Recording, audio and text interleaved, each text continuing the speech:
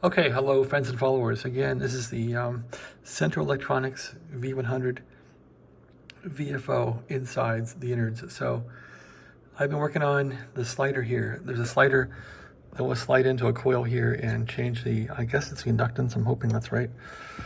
It's not a Drake, but it's close, or it's on a Collins, but it's close. Anyway, I've put some synthetic grease, which hopefully is going to work.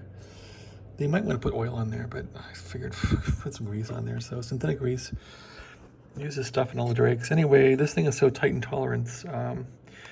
You can pull this rod out as it would be pulled out by the worm gear here, screwing it out.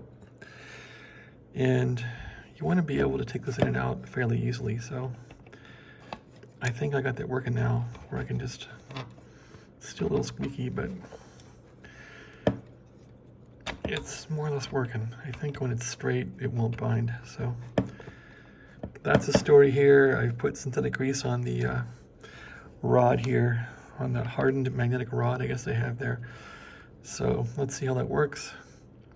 I put some grease on these little set screws here for the fine frequency linearity adjustment. So I guess it's time to put it back together. The bearings here have been taken care of. This thing will rotate now, so put some grease in there, put some grease on the worm gear, put it back together and see what happens. All right, this is my run through, my first run through VFO 101 here course on the Central Electronics 100V transmitter. The VFO is really cool, but man, I guess it isn't bad once you take it apart once. I've just never had it apart, so I've been, struggling along. There's a Drake that's dead. I'm trying to fix that thing, B+ problem. There's the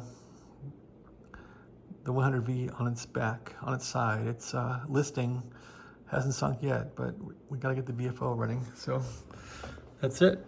After the VFO is fixed, we'll look after capacitors and B+ and other things that need to be looked after. But I thought if we can't tune the thing, we can't use it. So best to fix this first. I'm going to put in some little LED lights into here that I have hanging around here. Where are they? So they're here somewhere. Put those in and get the heat off this thing. So it's always bad where this thing will heat up and it makes the mylar, I think, go brown. I don't know. It's really, really nasty looking stuff on this radio. The mylar frequency scale is really nasty looking. Anyway, that's the story here. Trying to get it back together. Okay, I hope if you have a 100V, this helps you fix your 100V. It's quite a radio. I'm impressed by the 1/4" aluminum here. These pegs,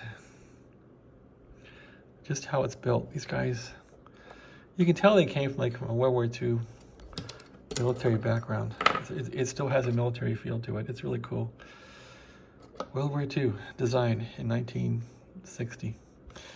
All right, yeah, I was saying this goes on to here like that, and the whole round dial screws onto there, and then this little devil goes. That's rolled off my desk once, hasn't it? This goes into here. This slips into here. Like that. You slide this all in, put in the circlip, and then you bolt this onto here, and you're all set. All right, thanks for watching. Have a great day.